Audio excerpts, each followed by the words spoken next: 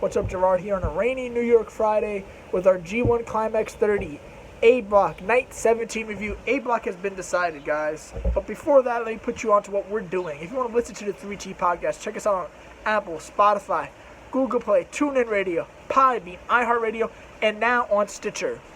If you want to check us out on our social media accounts, follow us at Through the Table on Instagram, at iStrongStyle on Instagram, at 3TPod on Twitter, and on Facebook at Through the Table. And lastly, but not least, at iStrongStyle on TikTok. If you want to support the 3T crew, buy a t-shirt. We got our new logo shirts on ProWrestlingTees.com.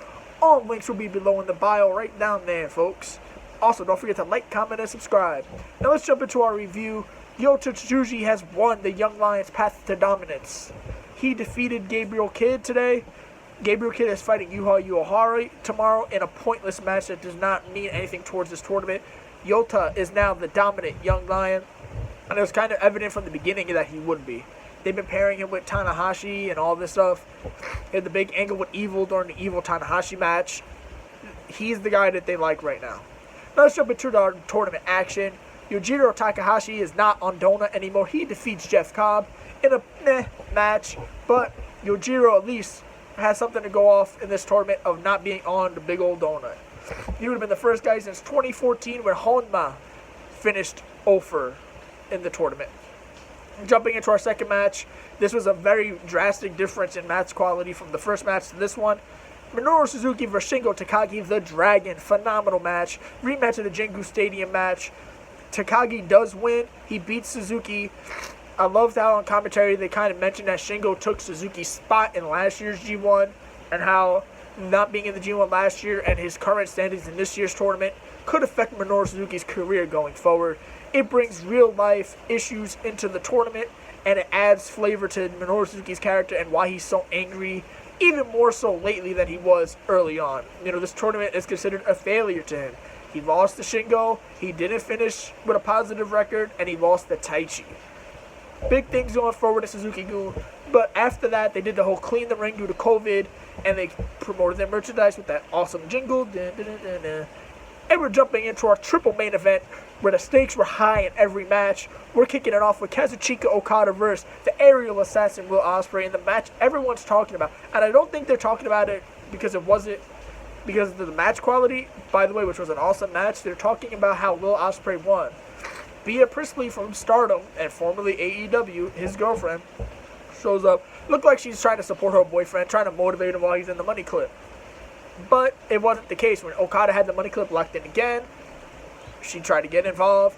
Returning Great O'Karn, Tomohiki Oka, I think was his name, as a Young Lion, returns from Excursion, which was in the UK, by the way. Interferes, hits him with a hand grip choke slam. Ospreay wins. You know, at first Ospreay looked like he was shocked that he got help, but it wasn't the case. Ospreay was behind this plan. He does turn on Okada with the hidden blade, and he says, explicitive, explicitive, explicitive, you held me back, you held me back. Will Ospreay also in his post-match interview says he's starting his own faction. New Japan is very faction-heavy right now, as it always has been. Is there room for another deep faction? We will find out.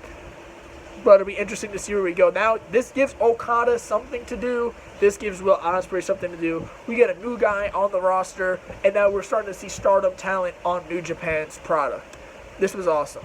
Great match. Check this out. The post-match angle was actually better than the match for me. Big shocker. Check it out.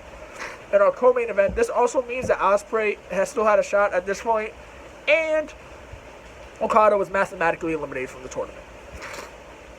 KotaIbushi vs. Taichi was the opposite of their match. It was just a kickboxing fight. There was one attempt at a real wrestling move the entire match. The rest of the match was just striking, which I liked. It showed a different character of Taichi. You know, the American commentators really emphasized that this is not Taichi from years ago. Taichi is now much more physical. He's more confident. But also that he's looking for the admiration of the fans. Will he ever get it? I don't think so. I think he's a better heel. But it gives him character motivation on why he's trying to wrestle a certain way in this tournament.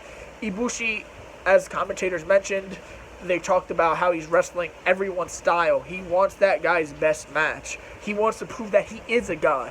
And in this match, he proved he's a god above Taichi. He wins with the Kamigoye. He sets himself up in a lovely position as he only needs Ishii to beat Jay White. Speaking of that, we're jumping into this match. Tomohiro Ishii with the upset win. He beats Jay White, causes Jay White's J1 to come to an end. KotaIbushi has won A block. Now Ibushi has been his third straight final, which is a record. He's on pace, if he does win this tournament, to be the third guy other Kensei Sasaki and Masahiro Chono as a double winner of the G1 in back-to-back years. He has gone for the trifecta in appearances in the finals. Could he win his second G1 in a row? We will find out. This match was really good. What really backfired for Jay White is he had control, and then he started slapping Ishii's ass and his head and really getting cocky about it. I think he was looking past Ishii. You know, he's been talking about the finals the entire tournament, while Ibushi was focusing on opponent by opponent. Jay White's head was on Evil and the tournament finals, and that's what cost him. Ishii ends up picking the win. Even with Gato's assistance, it wasn't enough to stop the Stone Pitbull. Great match. All three of these matches with the stakes on the line were really good. Check out these three matches and the main event, not the main event, Shingo and Suzuki. I thought the main event was match of the night. I thought Jay White and Ishii delivered an awesome match, which I expected. I expected it, especially with the stakes high, it was going to be the best match of the night for me. A-Block was very strong. A-Block has closed out now. The Golden Star is seeking for a second G1 win. Will he win the tournament? Can the Golden Star become the god he wants to be? That's the number one story coming out of this. Ospreay and Okada is number 2. And lastly is Jay White and his status with the Bullet Club on the line here. Now we're getting into what B block is. It's Naito, Zack Sabre Jr., Sonata, Evil. Those are the money matches for the next show. That's all for now. This is Gerard from the 3T Crew signing off. Until next time, see ya.